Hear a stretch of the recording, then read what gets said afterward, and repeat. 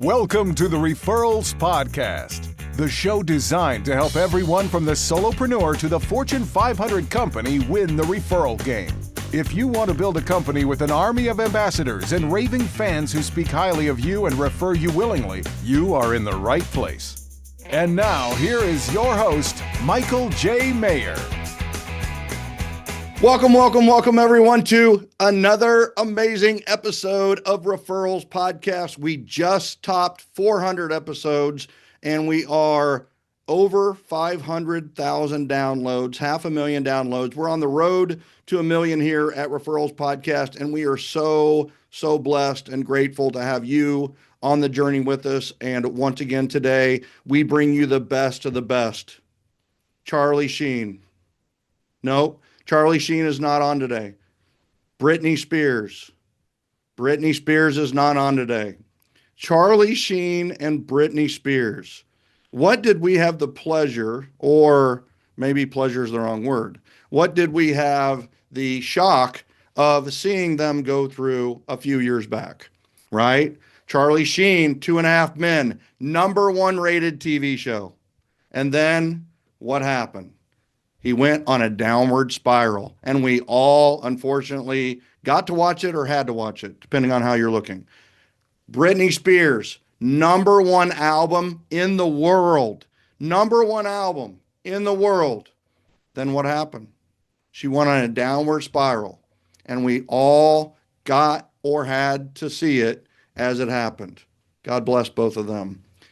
But here's the thing, is they went on a downward spiral. Why did they go on a downward spiral? How did these downward spirals happen? #1 show, #1 album. Well, I'm going to tell you something, is I think we have the solution for avoiding the downward spiral of life. What happened is they quit learning. Charlie talks about it all the time, and Britney talks about it, is that like they really felt like, where do I go from the #1 show in the world? Where do you go? Like, and the thing is even when we're #1, we got to keep learning. And so if there is a downward spiral of life, there must be an upward spiral of life. And you know what? There is. And I want you to imagine a spiral staircase going off to heaven. That's right. Stairway to heaven. It exists. And it is the secret to the upward spiral of life. We want to be on this upward spiral of growth. And so how do we do that? Well, luckily, we have an acronym for it. And it's very easy to remember. It's LIFE. The first step on getting off the downward spiral. I know some of you are experiencing it. I've experienced it in my life. But we got to get off that downward spiral. And the way to do it is to learn. The first step on the upward spiral of life is learn. I want you to imagine that first step on that spiral staircase. It has an L on it, and the L is for learn. Now, we learn, and guess what? There are so many opportunities to learn. We could go type into ChatGPT and learn. We could go to a Zoom and learn. We could go to a podcast and learn. And if we just learn, like, what happens, right? If we just learn, well, unfortunately, nothing happens. So we need the second step on the upward spiral of life. And once again, the acronym is LIFE. So we know the first letter is I. The second thing to do after learn is implement. We have to implement, learn, implement. And here's the thing, learning without implementation is just entertainment. And if you take that acronym, it's LIE. We don't want to lie to ourselves and think we're getting something done by simply learning or showing up for a Zoom or going to a podcast or going to an event. Learning without implementation is just entertainment, and we don't want to live a lie. Now, the third step is going to surprise some of you. It is a 4-letter word, and you know it starts with the letter F. What are you thinking right now? Truthfully, what are you thinking? Well, guess what? The third step and the third step on the upward spiral is fail. Fail. That's right. Learn, implement, fail. You have to fail. Are you going to implement perfectly? No matter what you do, are you going to implement perfectly? The answer is no. You're going to fail in some degree. You're going to fail. Then your next step has an E on it. Well, we've learned, implemented, and failed. Well, now what we have to do is we need to evaluate. We need to evaluate and reflect on what we just learned, implemented, and failed. Does it feel good? Does it align with our goals? Does it help us accomplish our dreams? Does it align with our values? And if it's in alignment and it's congruent, then guess what? We should take the next step on the upward spiral of life. And I'm telling you, it's got an L on it. And the L is for learn. We should learn some more. If we want to keep on this upward spiral, we should learn some more. And then, but here's the cool thing about that learn. We're learning at a higher level. Notice we're higher up on the stairway. Then we implement at a higher level and we fail at a higher level. And then we can evaluate at a higher level. Learn, implement, fail, evaluate. Learn, implement, fail, evaluate. Learn, implement, fail, evaluate. And the thing that you're going to discover is that the top producers, like our guest today, they are running up those steps. He just set a really aggressive goal. And ladies and gentlemen, spoiler alert, he failed. We're going to talk about his failure today. And I hope by the end of this that you no longer fear failure.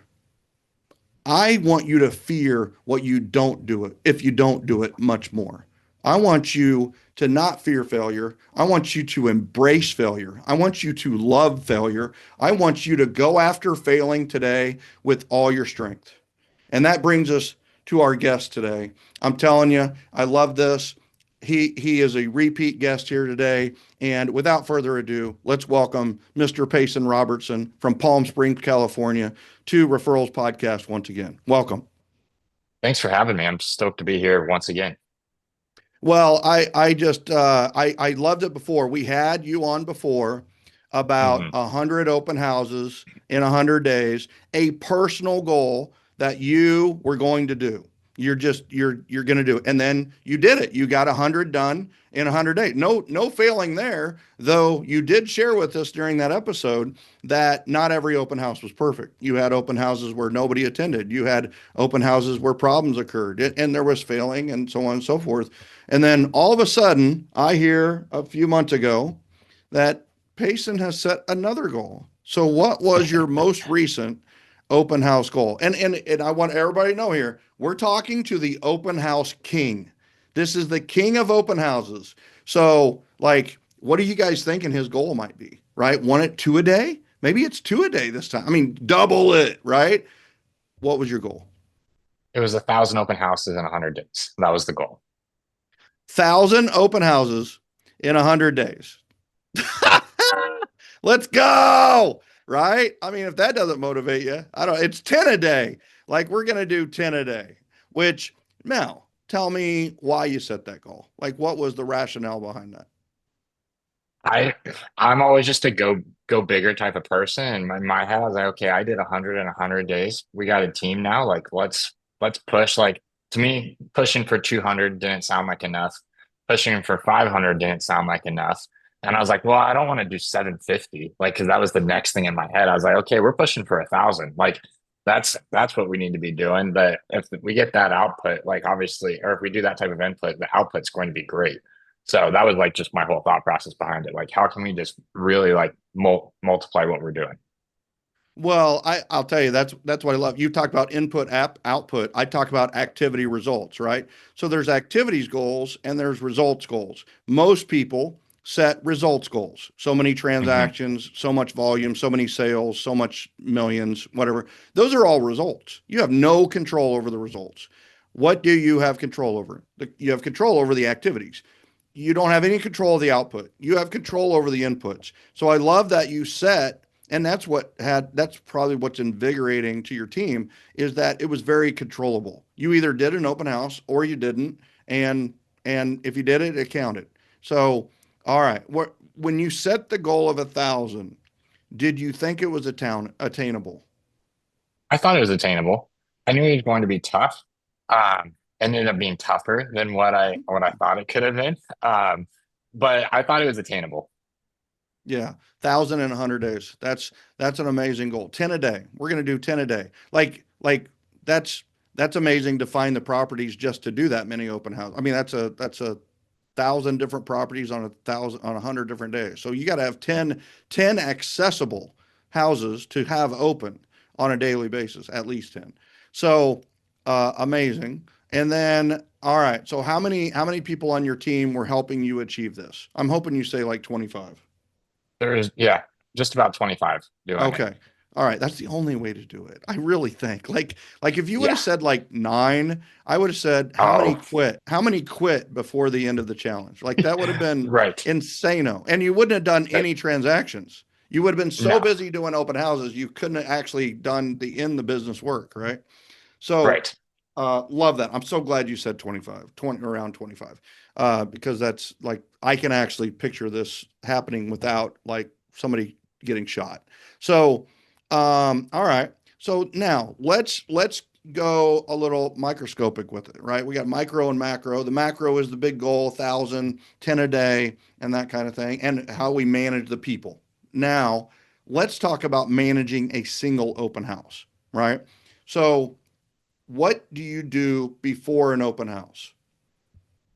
Biggest thing was if it was setting it up on the MLS, whether it be our own team listing or it be someone outside of us. And we were making sure we were getting those set up the Saturday before because we were talking about doing these, a whole week. So it's getting those just set up first and foremost. Then from there, it was making sure we throw it up on all of our socials.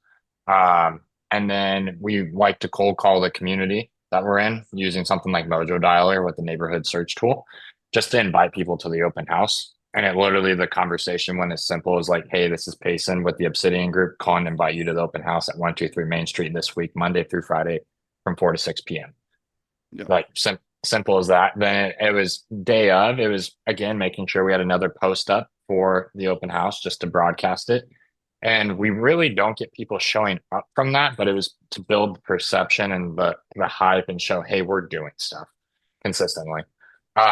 Then it's setting out the 6 to 10 A-frame signs, about 30 minutes to an hour before.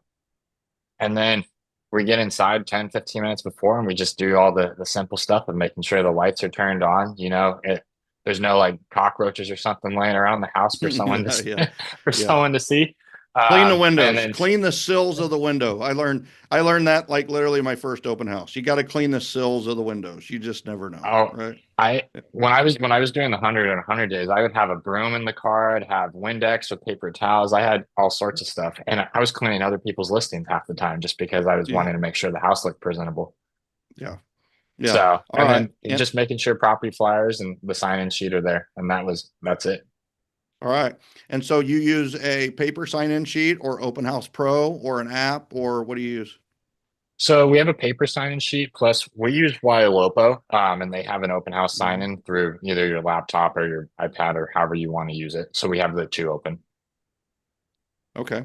And how do you get them to sign in? We just asked for the sign in. Just, hey, this is, based on the new NAR rules, we'd like you to sign in. So we're not like we don't like we try and get every single person to sign in. Some people they absolutely refuse to, so then we just kind Yeah. of let them do their thing. But we always ask. What percentage do you get to sign in, do you think? I would say a good chunk, maybe probably 70 to 80% realistically. Okay. We don't get everyone, but we get a good chunk of people. I think most people understand now at this point. Yeah. How did you choose which house to have open? That was so first off is I like to either make sure it's vacant or like a flip. So that way no one's living there because I've had people where they've hired me in the past to sit open houses and take the listing and then they're like, yeah, no more open houses during the week. So Yeah. we do vacant ones for sure. And Yep. then we try and find ones that are right off of like high traffic streets or easy to get into. So like we have a lot of communities where we're at with gates and like guards and everything. We try to avoid those if possible, but if we have to, we Hmm. have to. But ideally, it's like where can we find where we could set out, a few big A-frame signs and Hmm. direct traffic through, because that's where we get our best clients Is from the signs. The most from the important signs. part of the pre open house system is signage, right? Yeah, And I would I did, argue yeah, go ahead. Oh, I'd argue that's more important than it going on the MLS, realistically. For sure. For sure. And yeah, how many people are actually looking up open house? They look at houses, but they don't always look at opens, unfortunately. They need to probably search that. MLS probably needs to figure out a way to make that more advertised. But that's not their job necessarily. But no, I mean the sign. And I know that when I went from doing like 5 signs to doing 50 signs, that it got pretty crazy. We tended to get a lot more people when the more signs we put out. I'm not sure what the limit to that is, but it's probably limited just by your time and the amount of people that would say, okay, you can put a sign in my yard or you can put a sign on my sidewalk, which I love yours better because you're not damaging their yard. You're using A-frames, so they're out on the sidewalk or a corner, right? Yep, exactly. Yeah, faster to set up too. Um, Yes. Love that. All right. And then, all right. So they come in, they go through the open house, they sign in, they look through the home, and anything else that how long are your open houses? 2 hours. Always 2 hours. 2 hours. Okay.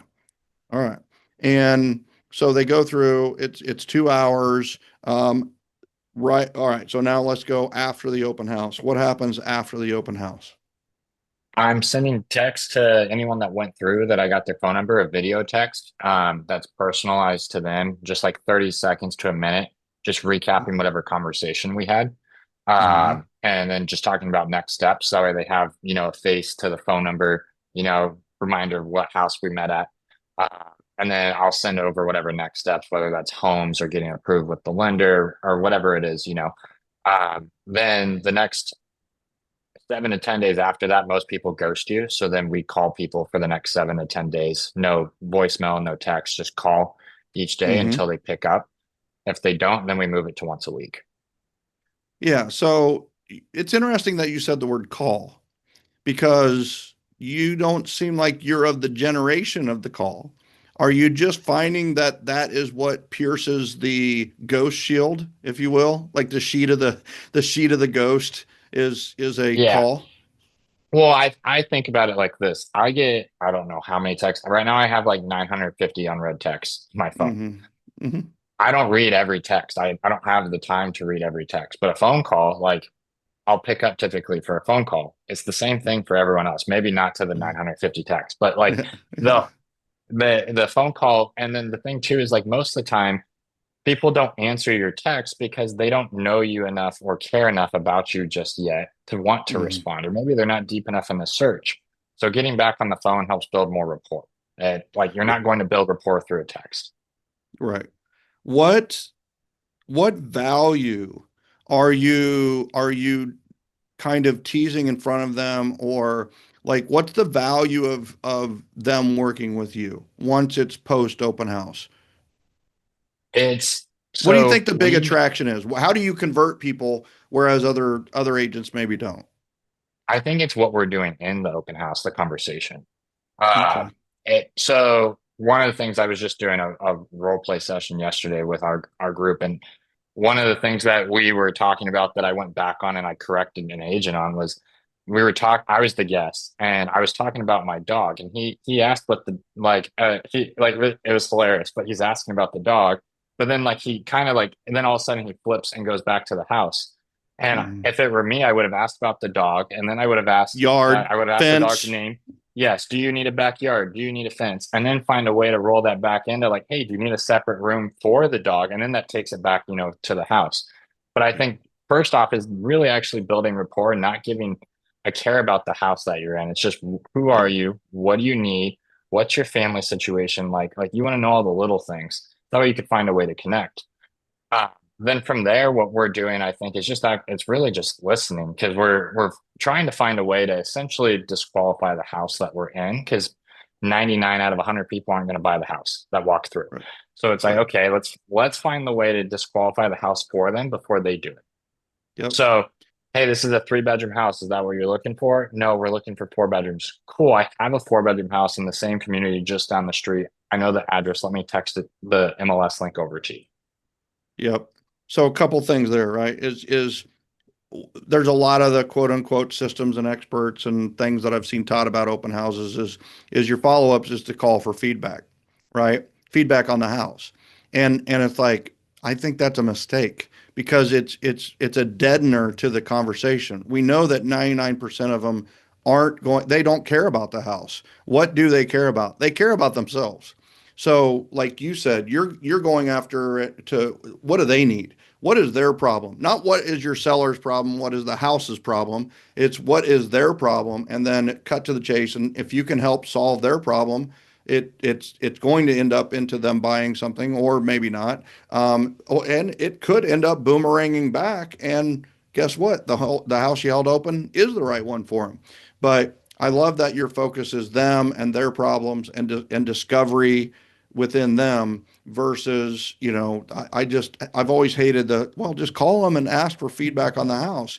And it's like, they're never going to text you back. They're never going to call you back with feedback here's the thing. No feedback is feedback, right? Yes. They don't care. They don't like it. They don't know. So anyway, I love, and then the other part and since we know stats show 99.5% of buyers who go through an open house don't buy the house that's open. Guess what? If we help them disqualify the house that they looked at, it builds trust. It builds trust. So instead of you looking like somebody who is trying to sell something like that house, all of a Right. sudden it's like, no, this isn't for you. So let's figure out what is for you, and you become a partner in the process for them finding what the solution is, finding whatever that solves their problem. Yeah, I could go all day on the dog one too, just so you know. So it's like, I'm it's like, I'm are the you in same. an apartment? Do you have a dog in an apartment? That has to be annoying, right? Like your dog barks or your neighbors bark, or once yours barks, the others bark, or the baby down the road hates your dog. And, if it got out, where would it go in an apartment complex, right? And then boom, you need a yard, you need a fence, you need a room for it, you need space for it. Wouldn't it be great not to have neighbors who are going to be annoying about it? What if you could walk your dog around a safe neighborhood and maybe not necessarily around an apartment complex, right? That smells like weed. I'm just kidding. But, I would horribilize whatever they're in and beautify whatever's next, right? Yep. So love that. Love that. All right. So after you're going to call literally every day for 7 to 10 days. Yep. Until they answer. You're going to pierce the veil, right? Pierce the, Yep. the shield the ghost. All right. And build a rapport. And that's essentially your system in a nutshell. Yeah. That's the whole system in a nutshell. Yeah. I love it. And some things that I want to note for those that are listening is vacant. Like you're doing vacant homes, and that makes a lot of sense. They don't sometimes show as well. We've got to throw that out there, but Hmm. they are easy to hold open. So you're making it kind of easy on yourself. And also, when a home's vacant, people are more willing to have them open because there's nobody there. They don't have to worry about their kids or their dog or their clothes or their drugs or their Right. money or their jewelry, right? It's a safer environment for you too. You can also be in and out. You can also do anything you want with the house. You can set up a table, sign in table. You could literally have a party there, and the people would be okay with it as long as you cleaned up and left. So there's a lot of power in the picking the vacant homes, and picking ones that have access. You don't have to worry about gatekeepers and gate codes and everything else. And then I love about the convo is focused on them and really just building rapport and seeing how you can help them. If somebody goes to an open house, they're probably looking for houses. It's like a Right. car dealership. That's what car That's what I say. salespeople know is if they walk on the lot, nobody walks on the car lot for fun. Like I don't take my No. kid, like, you know what, we could go to the park today, or we could go to a parking lot with a bunch of cars. We could go to a car lot. Now he's 16 now. He's going to choose a different answer than he would have for fun before. He would love to go to a car lot now. Um, but love that. And then I love the whole thought on the next steps and making sure that you're following up and being diligent with it. And honestly, most agents aren't going to follow up. So the fact that you're following up in a pretty powerful way with the video text and then this 7 days of phone calls. So love that. All right. So 1,000 in 100 days. Hmm. How'd you do? We did 850, 850. Yeah. So the listeners, especially those that we don't have very many of these listeners on Referrals podcast, but I know there's people out there. They're so happy you failed. You know what I mean? Doesn't it, like there's people out there, they're just like, you know, oh man, this driver, let's hold him back. Like, gosh, I'm so excited when Tom Brady doesn't win the Super Bowl or the Chiefs don't win the Super Bowl, right? Or Joe Blow. Like that's what they loved about Evil Knievel, right? This is human nature. It's like part of it's like, I really hope he doesn't make it and he crashes, but doesn't die, right? Now there's that 1% that hopes he die, but it's like we hope the achiever crashes and burns, right?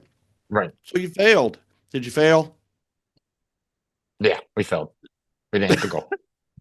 But did you really? But did you No, really? Right? no. It's it's like I'm talking about with the upward spiral of life, right? Learn, implement, fail, evaluate. Well, yeah, you failed the big goal, right? You failed, but are you really failing if you did 850 open houses, right? And the answer to No. that is no. And you truly succeeded. So what are maybe two or three things that you learned along the journey of trying to do 1,000 in 100 days and making 850? Finding that many Congratulations, by the houses way. to sit. Thank you. Appreciate it. Finding that many houses to sit was challenging. If I was to do this challenge again specifically, I would not do it during the summer where it gets to 115 degrees out because Yeah. no one wants to sit houses that are 100 degrees inside. Yeah. Because when And they're they're vacant, vacant people and don't maybe have the the AC AC is on. not on. Yeah. That's exactly the problem. Um, Tracking everything for that was tough because there were just so many inputs, and we had everything. We put everything into every agent every Monday on our team meetings would fill out a Google form with everything from the week before, but it was still just tough to get that much tracking from that many open houses, that many people, you know. So that was the other piece was the just tracking like the individual of like, hey, exactly how many leads from last week, you know, exactly like how many conversations, how many people that were leads Mm. turned into pre-approvals, those really, really hyper specific things where it's like, okay, if we did this again, we had to get even more specific. We probably need someone like full time, literally just Mm. like focused on just collecting numbers. Yeah, like a lead manager, right? Or what we called on our team a referral manager, where like all they're the reporting hub, so to speak, right? You turn in your papers to them and then they consolidate it and that kind of thing. But you live and learn. I mean, Yep. and it's not a bad idea. It could be a short-term project manager. Honestly, it doesn't necessarily have to be this full time. It could be an intern from the local college, Right. as long as they have the right instructions. So I love that idea, having a hub of reporting, like a lead manager. And so what problems arose other than finding houses and it being summer? Like, were there any like major problems? Um, we definitely pissed off a few cities out here with the amount Mm-hmm. of signs we would have out on a daily Mm-hmm. basis, and we would get Yep. signs taken quite a bit. Yeah. Because you're talking about, and some days I think we would have 20 to 30 plus open houses, like on some days. So like we would get a lot of calls from cities. What some, and then what else? People on the team would get obviously burnt out from sitting so many. Mm-hmm. So then it's Mm-hmm. finding ways to keep them motivated Mm-hmm. and excited about it. Because obviously we're so focused on the now, and if you don't see results instantly, it does get a Yeah. little tiring. Tough. Yeah. Um, what what else? It was mostly like what it came. We had a few people that like got pretty sick during it too, that were like our front runners Mm-hmm. for who was sitting the Mm-hmm. most, and Mm-hmm. so then that slowed us down quite a bit. Mm-hmm. Because we had some people that sat as many as we had one guy sit 135 open houses. Mm-hmm. So like we had some people sit as many as 135 within this 100-day time span. Mm-hmm. But then we had some people that, sat like 20-ish, like right Mm-hmm. around 20. And then we had everything in between. So Right. So that's so one of the things. I mean, it's a little bit like success suicide, right? The success suicide kicked in on the front runners, and it does, right? The breakdown before the breakthrough is that kind of that success suicide. Like, all right, we're just about, and they probably got sick right before they got 10 buyers, right? Or something was about to, the dam was about to burst, and and it's all good, right? So, all right. What are I guess, do you have measured conversations? Do you have measured clients that were generated and closings generated from the activities? so We had 23 closings from it during that time. We're expecting, based on what we have going on, pre-approvals out with people, probably another 20 to 25 by the end of the year. So I Mm. mean, still it'll end up probably being a pretty good thing for us by the end of this year, which was my Well, goal you're with in it. Palm Springs, California, too. People Yes. need it. What's your average sales price? About 600. Yeah, right. So we're not talking 200, 300, $400,000 homes. We're talking 600. I can do my math. That's what, 12 million, right? 12 million, like 13, 14 million you've done so far, 15 million from production Yeah. from this, and you're looking to double that to 30. I'd say that's Yeah. worth 30 million in production, which is about Yeah. $1 million in net or gross commissions. I, Yep. I, I do math really well when it's real estate math. I do 3%, 4%, like two and a Oh, half, two. yeah. It's amazing how fast I can do those. All right. So, all right. Then, so how long has it been since this ended? This ended just at we were end of June, June 28th. Okay. So about a month ago. All right. Yep. So 30 days, what was the biggest success story? We had an agent. He was our number one guy actually on it. He came in and he was rebuilding his business when he pretty much he joined our team not long before this, was pretty much coming from full reset. And his whole business completely changed, and this guy is swamped now. Like Hmm. every time I'm talking to this guy, he's like, I have two, three escrows. I have, 8 to 10 people pre-approved out on showings. I have this listing, this listing, this listing coming up. So that was by far our biggest success story. Like this guy is just absolutely slammed now from doing it. I love it. Full reset. That's like the Cool. title of his success story. He did a full reset.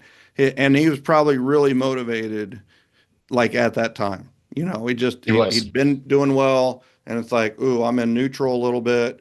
And then all of a sudden he's got to focus. That's what I love about this is that it is so focused. We're not talking here about sphere. We're not talking here about expireds. We're not talking about for sale by owner. We're talking about open houses. Your entire focus and what you've hung your hat on is one pillar, and you have focused 110% on it. And that's not what's taught. So many people out there, they teach you should have 4 or 6 lane highway or whatever it may be. And then people do 6 things really poorly or very mediocre. And the problem with sales, and especially in real estate, and I think lending, is that when you aren't focused, nothing happens. Like literally nothing. It's almost a digital business. You go 100%, you get the one. If you go 99%, you get the zero. I really like believe that. And I hope that's the motivation from this podcast for everybody who's listening is go 100%, 110% down one lane, one pillar, one. And I encourage you to choose a profitable pillar like Sphere and Referrals, which I encourage you to do, networking and events. If you go down that, you're going to have a very profitable, very robust business. Another one is open houses. Like go down that path 100% and, you know, take it like Payson did and just like own it. And you've even built a team of people who want to do open houses because you're you're known for open houses in the area, right? And being successful with them. Yeah. Yeah. Yeah. Has so this is like has that led to any referrals? And I don't even know Oh, the answer to this.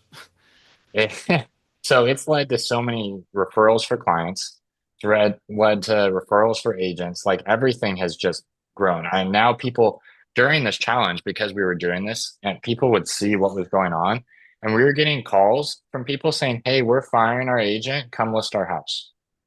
Because you're going to do an open house until it sells. Is that Yes. kind of the thing they're thinking? I don't know if you actually do that. Do you do that? You're going to say I'm going to do an Yeah. open house till it sells? Yeah. We have listings where that's what we're signing on to do, and we will set them until they sell. Payson, I in Kansas City, I'm unbeatable. Like I like you can't beat me. Nobody can beat me. You could have beat me because I talked sellers out of open houses all the time. I would talk them out of like, you don't want to do an open house. You know why I talked them out of open houses all the time? You didn't want to sit them I all the didn't time. want to do them. I didn't want to do them, right? So it's like, open houses don't work, right? But it's like, yeah, you're like, no, and you know who you're great for a follow to someone like me, right? Top producer who doesn't necessarily want to mess with all the other stuff. So it's like, yeah, I don't do any open houses. Then the seller's like, well, there's this person's going to do an open house until it sells. Well, that's a really good opposite approach that I mean, here's the other thing. It's de facto hustle too.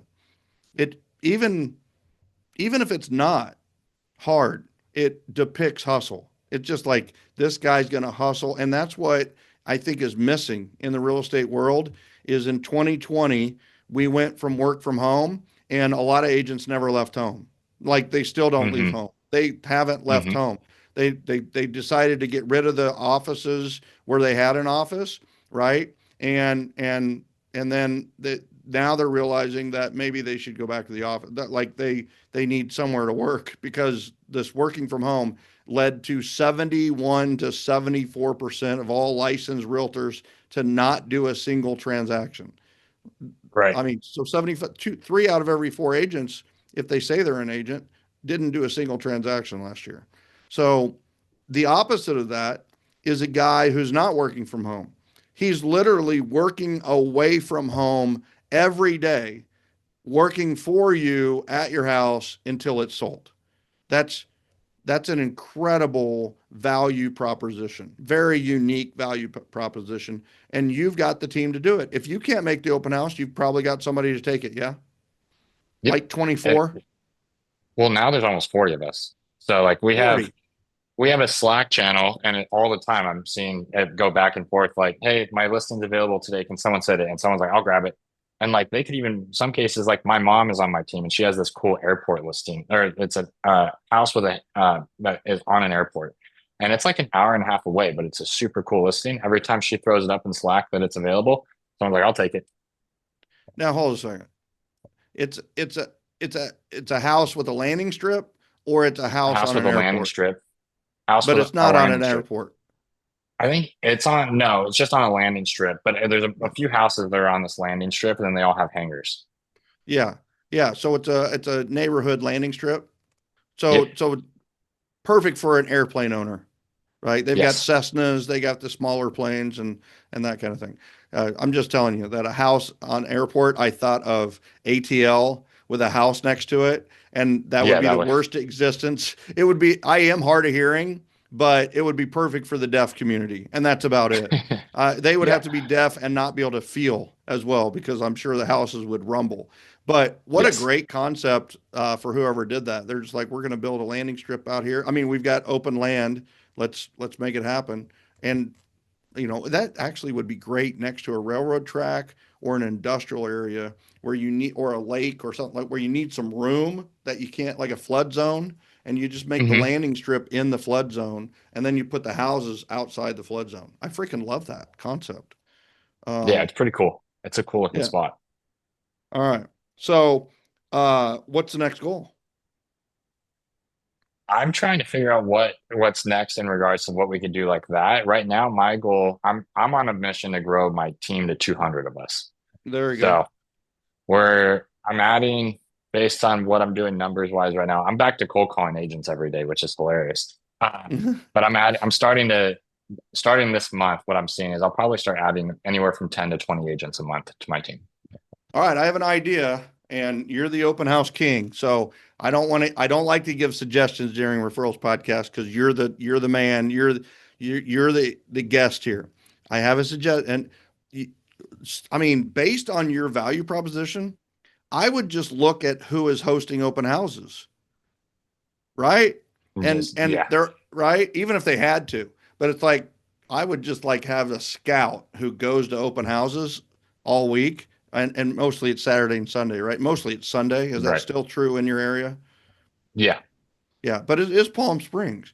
You can get away with Monday through Sunday a little bit more. Just you have a little older community, yes, overall. correct. Yep. Yeah.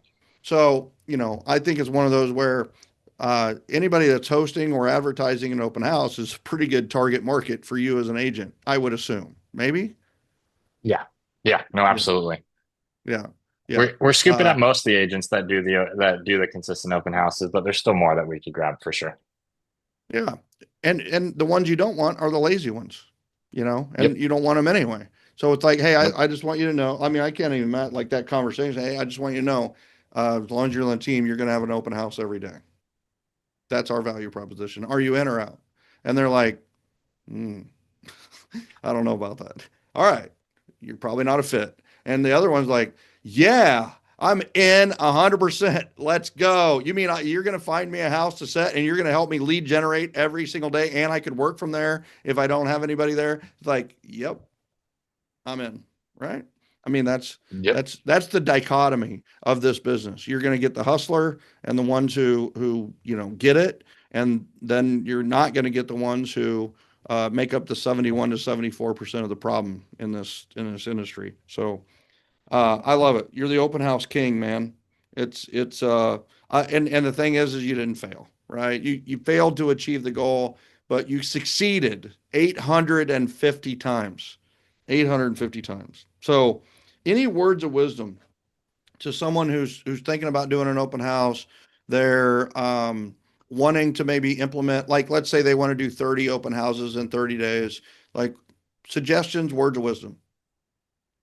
I don't expect anything to come out of it instantly. I think is the Mm-hmm. biggest thing. That's what burns people out.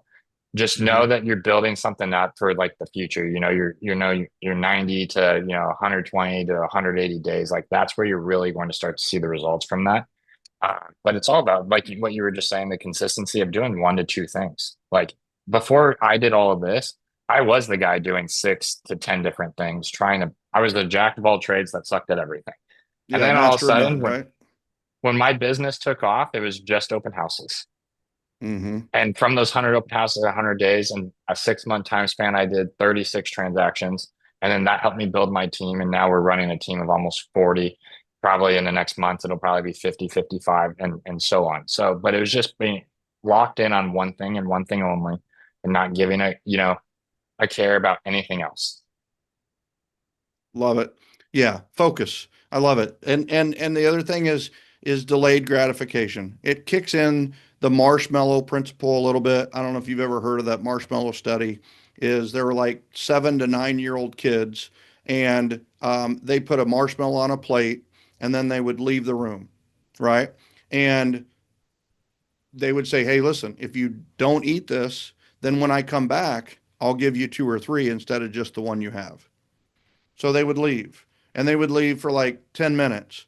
And then sometimes they would like just like go as long, like 30 minutes or an hour. And you would like, they had videos of the kids and they're like looking at it and they're like touch moving it, and someone would eat it. Some of them would eat it. Well, they followed those kids through high school, college, and to their first profession.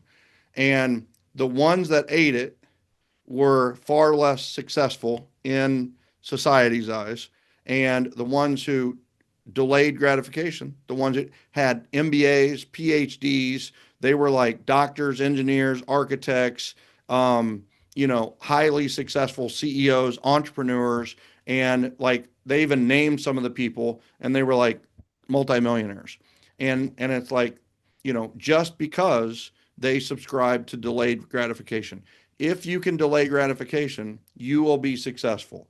Go Hmm. 100% and realize just by going 100%, you're not going to see success immediately. But you know that if you go 100%, it will eventually turn into something. So that is such great advice. Wisdom way beyond your years, young man. So if somebody wants to reach out to you and refer to you in Palm Springs, California, how is the best way to get a hold of Payson Robertson, the open house king? Either on my Instagram, and it's just my name, Payson.Robertson, or you can shoot me a text or a call. Uh, I my my number is 760-702-4667. So, or you could look me up. There you go. He's a text away, people. Don't text him, though. He's got 946 unread, including 5 for me, I'm guessing. I'm just kidding. He's pretty good about getting back to me. But overall, Peyson, I just want to say thank you so much for being our guest here today on Referrals Podcast. Absolutely. Thanks for having me again. It's been an absolute pleasure. It's good to see you. Thanks. Ladies and gentlemen, that is a wrap on today's episode. I promised you that it would be amazing. It was amazing, right? 100%. Now is your opportunity to get on that upward spiral of life. You learned something. Actually, you probably learned quite a bit. It's time to now instant implementation. Implement something that you heard. Is it scheduling an open house on a listing you have? Is it scheduling an open house on a local home, vacant home, somebody's flip, a builder's home, whatever it may be? Trust me, you're going to find someone who wants you to hold their house open. Make it happen and get on that upward spiral of life. Ladies and gentlemen, I appreciate all of you. Thanks again for helping us on our road to 1 million and road to 500 episodes. You're the best. I love you. I appreciate you. And we'll see you next time on Referrals Podcast.